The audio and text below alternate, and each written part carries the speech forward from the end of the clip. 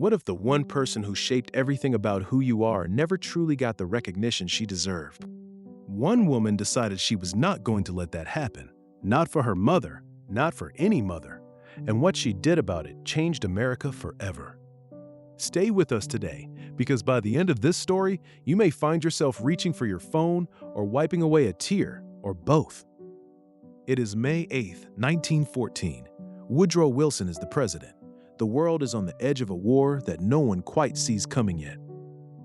And in the middle of all of it, a quiet, determined woman named Anna Jarvis has just won one of the most personal battles in American history. Anna is not a politician. She is not a celebrity. She is a daughter. A daughter who loved her mother so completely that when Anne Reeves Jarvis died in 1905, Anna made a promise to herself that the world would not simply move on and forget.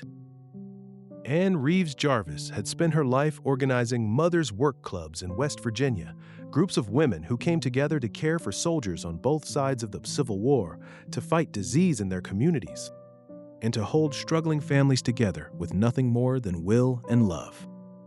She was extraordinary, and almost no one outside her community knew her name. Anna was going to change that. The year is 1907. 2 years have passed since her mother's death, and Anna Jarvis is not grieving quietly. She is writing letters, hundreds of them. She writes to politicians, to businessmen, to newspaper editors, to anyone she believes has the power to make something official. Her message is simple and impossible to argue with. Mothers deserve a day, not a greeting card, not a gesture, a real, recognized, national day of honor. She sends white carnations, her mother's favorite flower, to church services in Grafton, West Virginia, asking congregations to honor their mothers. The response is overwhelming. People feel it immediately, because everyone has a mother, and almost everyone carries some quiet, unspoken gratitude that never quite made it into words. Anna had found something universal, something that had been waiting a very long time to be named. By 1910, West Virginia became the first state to officially recognize Mother's Day. Then another state joins, then another. And on May 8, 1914, President Woodrow Wilson signed a congressional resolution declaring the second Sunday in May a national holiday in honor of mothers across America. Anna Jarvis bursts into tears when she hears the news. After 9 years of writing letters, making phone calls, spending her own savings, and refusing every single time someone told her it was a lost cause, she had done it. One daughter, one promise, one national holiday. Here's something that puts it all into perspective. Today, Mother's Day is observed in more than 50 countries around the world. In the United States alone, Americans spend an estimated $35 billion celebrating their mothers each year. That is not just commerce. That is 35 billion small ways of saying the thing we sometimes forget to say out loud. But here's the part of the story that might surprise you. Anna Jarvis, the woman who created all of this, eventually grew heartbroken watching her holiday become commercialized. She had wanted something personal, handwritten, and heartfelt.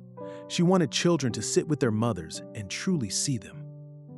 She spent the later years of her life campaigning against the very holiday she created, furious that a greeting card had replaced a genuine conversation.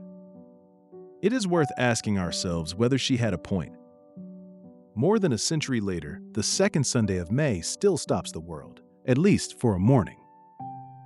Restaurants fill up, phones ring across time zones, children too young to write their own names draw pictures in crayon that their mothers will keep for decades. And somewhere in all of that, Anna Jarvis's original wish is still alive. In the phone call you make before you think you need to. In the story, you ask your mother to tell you one more time. In the moment you stop and truly look at the person who made you possible. That is what May 8th, 1914 was really about. Not brunch, not flowers, not $35 billion.